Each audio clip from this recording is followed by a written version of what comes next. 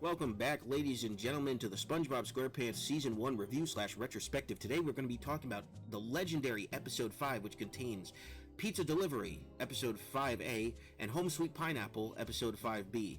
This is one of the greatest episodes of SpongeBob of all time, as far as I'm concerned. It's got some of the most iconic moments, and I'm talking specifically about 5A, but as a whole package, it is just legendary. It is peak SpongeBob for sure, and that's most of this season, so you'll probably hear me say that a lot about the overall Season 1, but let's dive into each episode. So 5A is Pizza Delivery. The basic premise is it's closing time at the Krusty Krab. They get a last-minute call of somebody who wants pizza, and Squidward points out to Mr. Krabs they don't serve pizza. Krabs pulls off some sort of wizardry and turns a plate of Krabby Patties into pizza, complete with a box, tasks Squidward and SpongeBob with delivering it, and Squidward makes the mistake of being lazy and trying to have SpongeBob, who has no experience with driving, to drive the car to make the delivery. SpongeBob ends up freaking out, flooring it. They end up miles away from where they're supposed to be, and they end up stranded because Squidward kicks the car even though it's in empty, and somehow the tank gets filled again and it just drives off, which is a really funny gag. And so they end up stranded in basically the wilderness. Funny thing is, I don't know if Bikini Bottom is ever portrayed as being surrounded by a desert ever again. Maybe in a couple of episodes if you really pay attention, but this is one of the only times I can think of Bikini Bottom being portrayed as like an Arizona or like a Las Vegas, where it's a city surrounded by some sort of desert.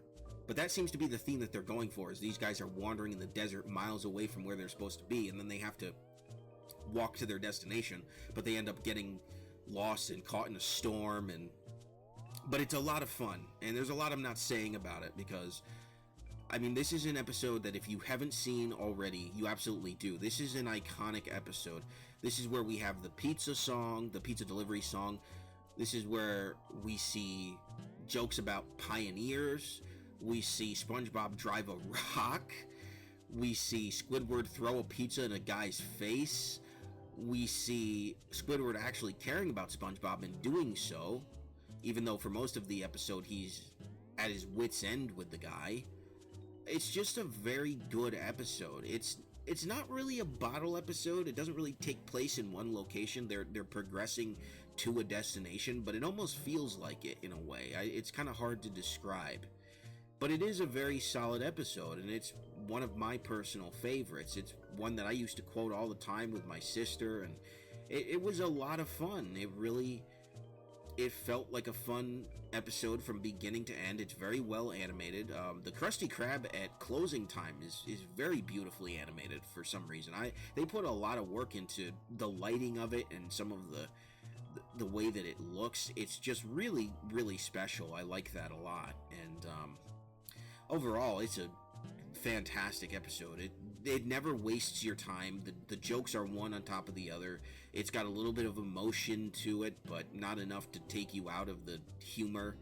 It's just really, really good. Both of these episodes, 5A and 5B, have a bit of emotion to them, but not so much as that it's going to distract you from the overall comedy of the episodes themselves, and I think that that's really special. So moving on to 5B, speaking of, Home Sweet Pineapple.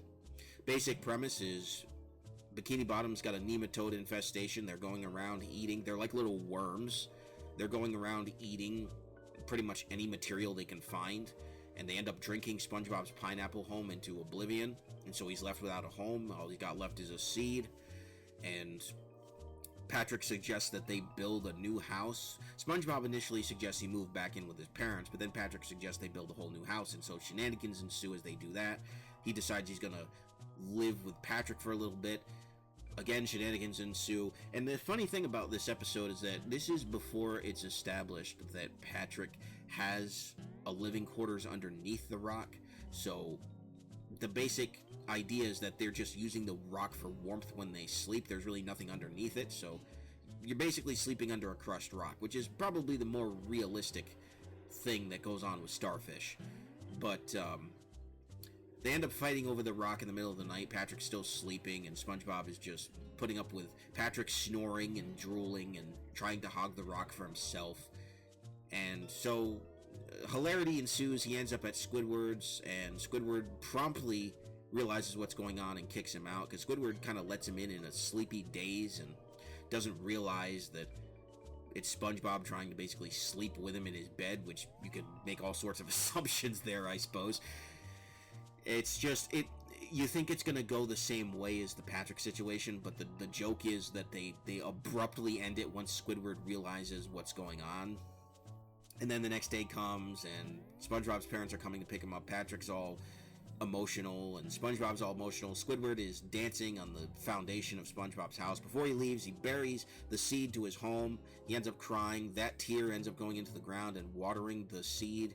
It ends up taking root, and somehow his house grows back perfectly. A giant vine grows. Everything's where it was. Squidward ends up getting crushed because he was dancing on the thing, and it's just fun.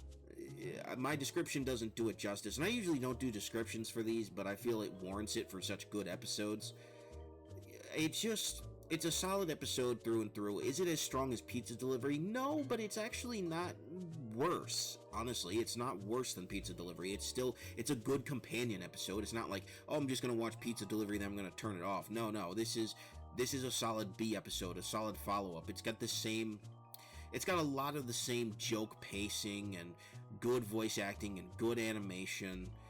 It's just really solid. It's not a slouch of an episode at all. I mean, I can't really find fault with either of these episodes.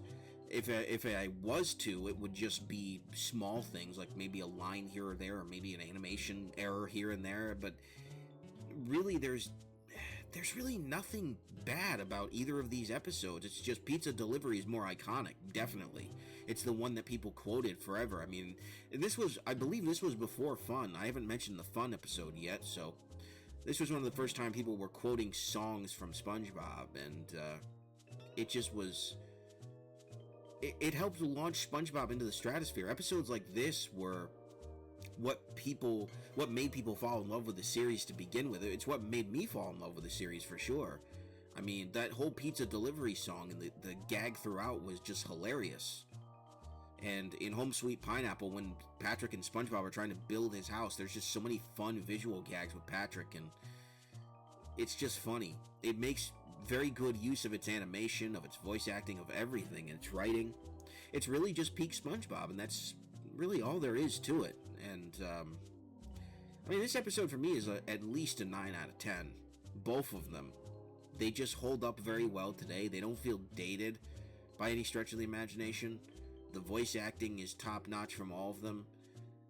The writing is superb. The jokes are just wall-to-wall. And like I said, there's a little bit of emotion in both. You know, there's emotion where you feel like SpongeBob's going to lose his house and have to move away. But obviously, even as a kid, I remember thinking, there's no way that SpongeBob is just going to leave Conch Street. He's never going to come back.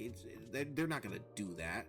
So, but they set it up well. I mean, Squidward ends up getting his comeuppance in that episode for being a jerk, and you know, everybody gets realistically what they want. They introduced SpongeBob's parents for the first time. I'm pretty sure this is the first time that we've seen them throughout the series, and it's funny because they are a different shape than he is. He is square, and they are a traditional sort of roundish sea sponge shape.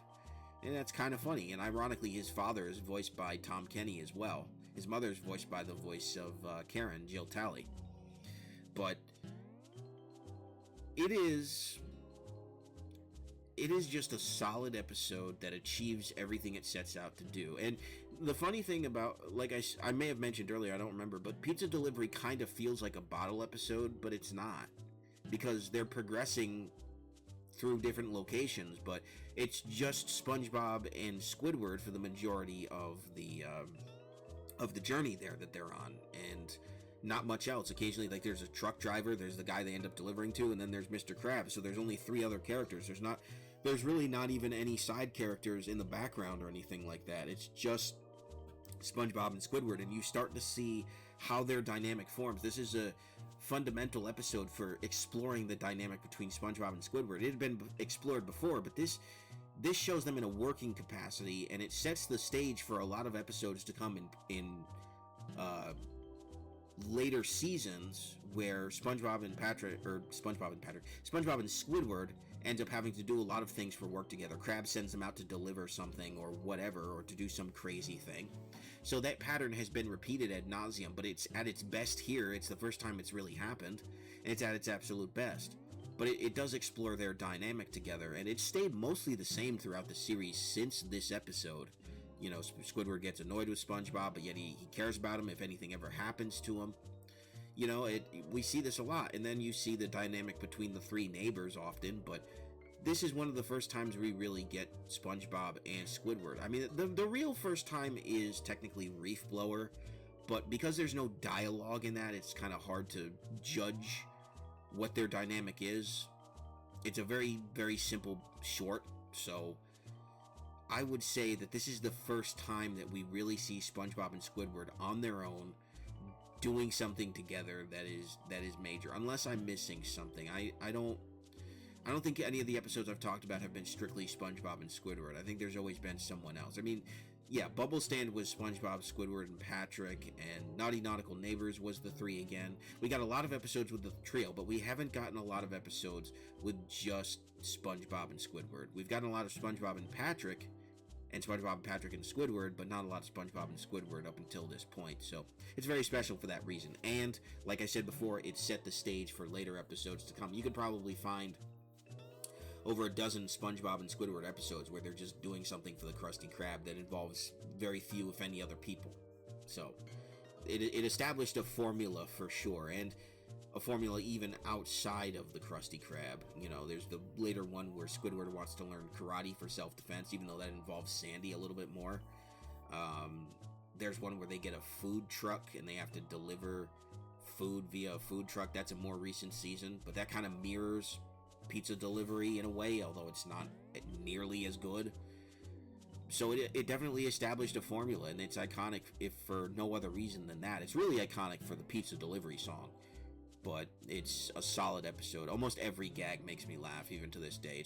It's really funny. I was exercising the other day, and I had it on my phone, and I was watching it, and I was trying not to laugh because I was so out of breath from exercising, but I couldn't help it because it was so funny. Just the scene where SpongeBob is trying to hitchhike is...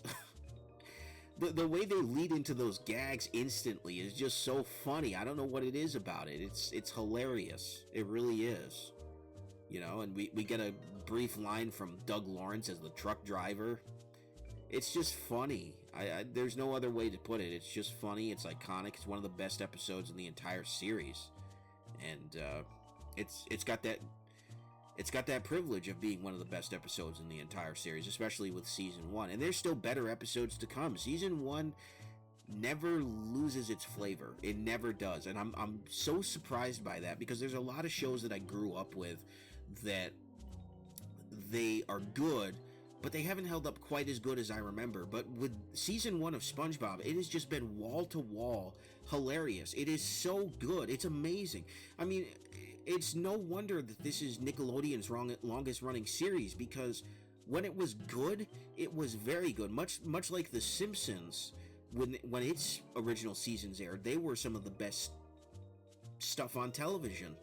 SpongeBob very quickly became that for Nickelodeon, and it's easy to see why, because, yeah, there were a lot of funny series surrounding it, but this is timeless. You'll be able to show this to kids 50 years from now, and they'll be laughing their butts off at it. It's great. It really is, and it's only getting better each episode that I talk about. And I do want to apologize for not really having more to say, but there really isn't. Story-wise, these episodes don't have a whole lot. They're just conveying a very basic premise and just building jokes around them. They're not very story-heavy episodes. No episodes from Season 1 really are, so I just kind of have to recap them the best I can and recap my opinion on them, and that's kind of what this retrospective is about, to see, do they hold up? And almost everything has so far. Everything that I've watched so far has held up, and I've watched Season 1 dozens of times. That's why I can recall most of these episodes off the top of my head, because I have the box set, you know, so I've watched them dozens and dozens of times from growing up till now, and it's great. I remember being so happy when I got the Season 1 box set of SpongeBob. It's great. It really is great. You know, it's kind of hard to find now because they just do a regular DVD. I'm still waiting for Blu-ray releases. I'm looking forward to that. Blu-ray remasters of these? Yes, please. Absolutely. You know, get on that, Paramount, for crying out loud. I can't wait for Blu-ray remasters of early SpongeBob and of early Nicktoons in general. I'd love it if the Rocko's Modern Life collection ended up coming on Blu-ray, because I've got a Blu-ray player. It's great. I want to take advantage of that HD, but a lot of stuff is unfortunately still on DVD. So, it is what it is. But hopefully, as Nickelodeon starts to invest in classic Nicktoons and re-releasing those, I know they're trying to put them on Paramount Plus and all that, but throw us a physical media bone, for crying out loud. I mean, SpongeBob's been releasing physical media for a long time, and a lot of places have stopped releasing physical media because it's available on digital, which is really stupid. I heard The Simpsons did that, and I couldn't believe it, because it's like, are you kidding me? What are you going to do with all the collectors that have collected up to this point? Like, they're just crap out of luck? I mean, come on, that's ridiculous. So hopefully SpongeBob doesn't go that route, although I wouldn't be surprised with the way that Paramount is doing things, so it is what it is. But yes, Episode 5A, Pizza Delivery, and Episode 5B, Home Sweet Pineapple, the overall Episode 5, incredible. I mean, 9 out of 10 for me, almost 10 out of 10. They're not perfect, though. I mean, nothing is, so I mean, one of these days I might give something a 10 out of 10, and this is not really a ratings type of review / retrospective. This is just how good was it, and were there any real problems with it? And I'm happy to say neither of these episodes really had any significant problems, so very satisfied with what they've been, and looking forward to doing the next episode. So let me know what you think about this episode down in the comments below. Were you watching the episode while you listened to this? Were you, have you seen this before? Are you just watching SpongeBob for the first time and going through it? Or are you going through it with your kids for the first time? Let me know down in the comments below what's going on. And thank you very much for watching. This has been Super Koopa TV with another SpongeBob SquarePants Season 1 review / retrospective. And I will see you guys in the next one. God bless. Have a good one. Peace.